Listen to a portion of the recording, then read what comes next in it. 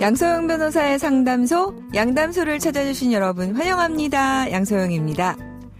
30대 중반인 그녀는 미혼입니다.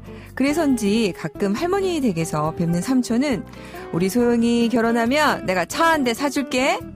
우리 소영이 결혼할 때 축의금으로 500만 원 낼게. 늘 이러시는 겁니다. 친척 간의 농담처럼 오간 이야기지만 진짜 결혼을 할 때 그때 약속했던 자동차, 그때 약속하셨던 그 돈 받을 수 있을까요? 법대로 한다면 삼촌은 차와 돈을 주셔야 할까요?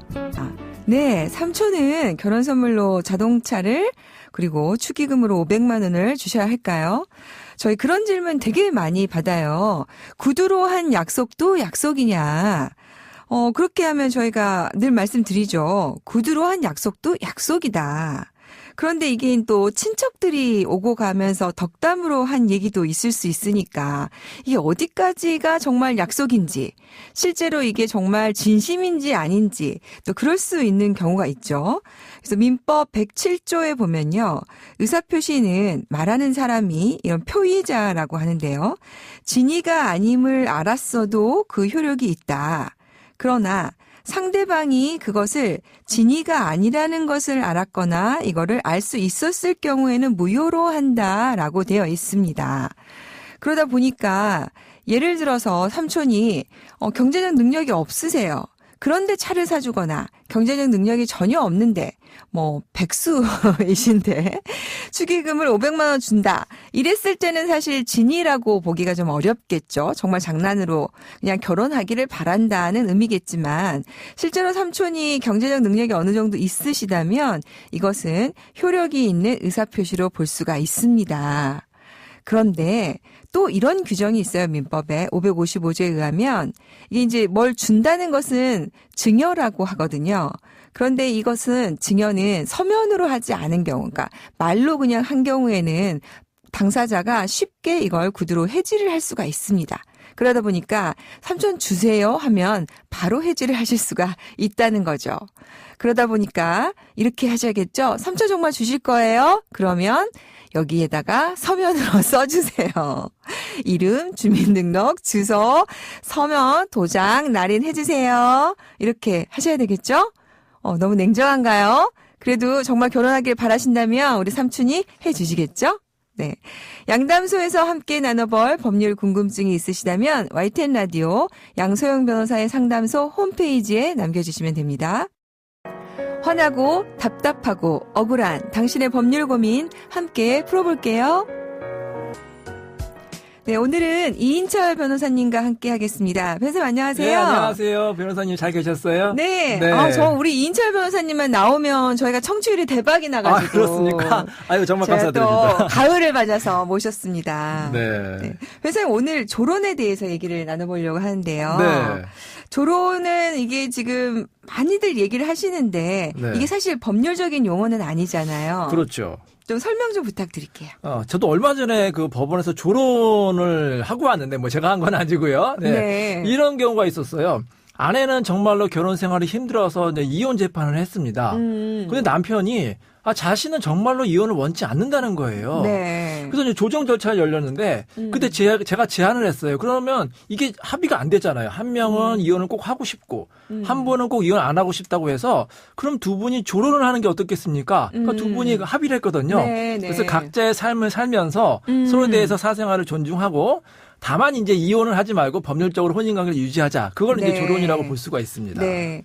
그러니까 별거랑 조금 비슷하긴 한데. 네. 네. 그래도 좀 더 구체적으로 정하는 거죠. 그렇죠. 이제 별거는 보통 사이가 나빠져서 이제 따로 사는 거잖아요. 네. 이혼 전 단계를 별거라고 할 수 있는데 조론은 이렇게 이제 사이가 나쁘는 경우도 있지만 사이가 좋은 경우도 있어요. 아직까지는 애정이 남아 있는데 이제 서로의 각자의 삶을 좀 살자. 좀 결혼 생활이 좀 지쳤다.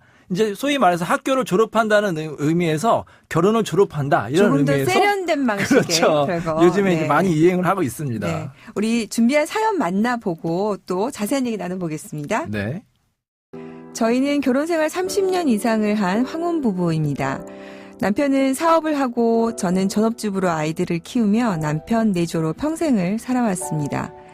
남편은 손대는 사업마다 잘 돼서 100억 원대 재산을 형성했죠. 하지만 거의 모든 재산을 남편 단독 명의로 했고 제게는 인색하기 그지없었습니다. 심지어 결혼 생활 내내 여러 차례 폭행과 폭언을 했지만 그럼에도 저는 아이들 때문에 참고 또 참으면서 30여 년 세월을 보냈습니다. 그런데 얼마 전 남편이 먼저 결혼을 요구했습니다. 이제 아이들도 장성해서 떨어져 지내는 것도 좋겠다는 생각에 저도 남편에게 일정 재산을 요구했습니다. 하지만 남편은 일단 별거부터 시작하고 조만간 재산도 줄 테니 걱정 말라고 하더군요. 그렇게 저희 부부는 별거를 하게 되었습니다. 하지만 남편은 약속과 달리 재산을 주지도 않고 언제 재산을 주기로 했냐며 발뺌을 하기 시작했습니다. 도저히 참을 수 없어 저는 남편에게 이혼을 요구하고 재산 분할도 요구했지만 남편은 이혼은 물론 재산 분할도 거절합니다. 제가 가출을 한 거니 아무것도 줄 수 없다는 겁니다. 저는 남편으로부터 재산을 받을 수 없을까요? 네. 평생을 아이들 키우고 고생한 아내한테 이렇게 하면 안 되겠죠. 그렇죠. 네. 우리 이인철 변호사님을 그래서 찾아오셨군요. 네. 또 이런 경우가 많아요. 소위 말해서 아내가 믿은 남편한테 뒤통수를 얻어맞은 경우잖아요. 그렇죠. 제대로 얻어맞았죠. 그렇죠. 네. 남편이 정말로 결혼을 요구해서 아내는 처음에는 결혼할 생각이 없었는데 남편이 하도 요구를 하니까 뭐 인정을 한 거예요. 그래서 네. 남편을 믿고 이제 따로 사는데 사실 그때 재산을 미리 받았어야 되는데 남편이 당장은 못 줄 테니까 나중에 주겠다. 그것도 믿은 거거든요. 그렇죠. 근데 나중에 되니까 재산을 안 준 거예요. 그래서 이제 아내가 배신감에 도저히 참을 수가 없어서 이혼 재판을 요구했더니 웬걸 남편이 아내가 오히려 유책배우자라고 하면서 이혼을 못 하겠다고 하는 겁니다. 네. 그리고 재산도 못 받고. 그러니까 아내는 그냥 쫓겨난 거예요. 집에서 쫓겨나고 재산도 한 푼도 못 받고 이런 딱한 처지에 정말 발생을 했습니다. 네. 그렇지만 이 경우에 이제 이혼 소송을 하게 된다면 네. 그래도 뭐 남편 말대로 되지는 않겠죠. 네. 그렇죠. 근데 워낙 또 우리 양 변호사는 잘 아시겠지만 이게 이혼 재판이 쉬운 게 아니잖아요. 네. 또 시간도 오래 걸리고 더욱이 특별히 남편이 또 어떤 규책 사유나 잘못이 없으면 그 증거도 없으면 이혼이 어려울 수도 있어요. 이혼이 기각이 되는 경우도 있고요. 근데 여기 보면은 사연에 그런 내용이 있어요, 변호사님. 네. 폭행도 있고 폭언이 그렇죠. 있었다고 하니까. 예. 근데 이게요, 10년 네. 전 일이거든요.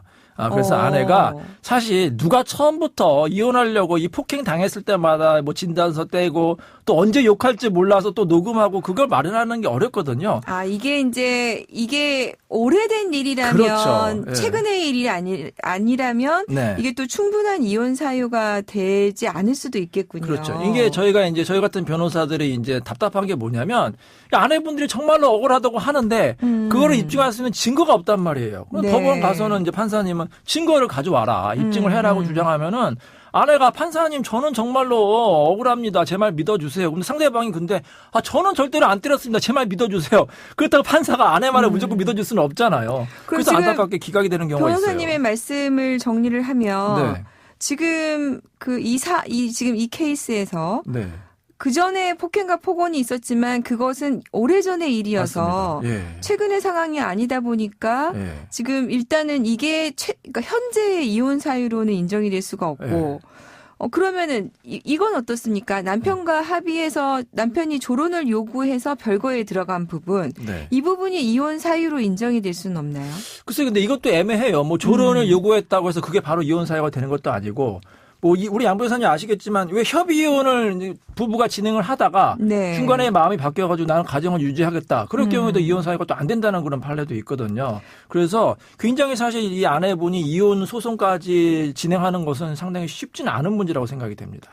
이때 뭐 남편이 그러면은 주장하는 것처럼 네. 가출을 했다고 맞아요. 보지는 않겠지만 예. 그래도 그냥 일시적인 별거일 뿐이지 그렇죠. 아직은 우리는 파탄난 게 아니다라고 한다면 법원이 이걸 이혼 사유로 바로 보지는 않을 수 있다는 말씀이신 거네요. 그리고 주의점이요. 이 아내가 집을 나가잖아요. 네. 그럼 잘못하면 가출이 될 수가 있단 말이에요. 네. 일방적인 가출을 했다. 네. 반드시 집을 나갈 경우에는 상대방과 합의를 하고 별거를 네. 합의를 하고 나가야 되는데 이 사건 같은 경우는 아내가 남편의 말만 믿고 그냥 나간 거잖아요. 그래서 네. 오히려 남편이 아내를 가출한 여자라고 이제 이렇게 몰아붙이는 거죠. 그래서 이런 문제가 생길 수가 있어서 조론이라는 것이 사실은 굉장히 이게 뭔가 결혼 생활로부터 해방이 될 수 있는 좋은 것이다라고 그러니까 환영하시는 분이 있는데 네. 이렇게 위험할 수 있다는 거 맞습니다. 주의를 하셔야 됩니다. 네. 그러다 보면 지금 이 사연처럼 재산 분할도 제대로 못 받은 채로 평생 홀로 갈 수도 있어서 네. 그래서 우리 변호사님 조론할 때 네. 주의점 이런 것 좀 설명 좀 부탁드릴게요. 우리가 법률에서는요, 아무리 상대방을 믿어도 반드시 어떤 증거를 남기셔야 돼요. 기록을 남겨야 돼서요. 제가 조론 합의서를 좀 작성을 해왔어요. 여기 이렇게 네. 보시면은 그냥 A4용지에다가 이렇게 쓰세요. 제목을 쓰시고 조론 합의서 이렇게 쓰시고요. 이 남편과 아내는 조론을 한다. 네. 그리고 여기 이게 중요합니다. 재산을 미리 증여를 받으셔야 돼요. 특히 아내분 같은 경우에는 다른 곳에서 살 경우에는 집이 필요하지 않습니까? 그래서 집 한 칸을 남편이 마련해 준다. 구체적으로 기재를 하고요. 그다음에 또 이게 또 중요한데 조론이라는 것은 각자의 사생활을 존중하는 거잖아요. 네. 어디까지 사생활을 인정할 거냐. 뭐 친구들을 만나는 거, 뭐 취미 활동하는 거. 이게 특히 예민한 부분인데요. 네. 이성 친구를 만나도 되는지 안 되느냐.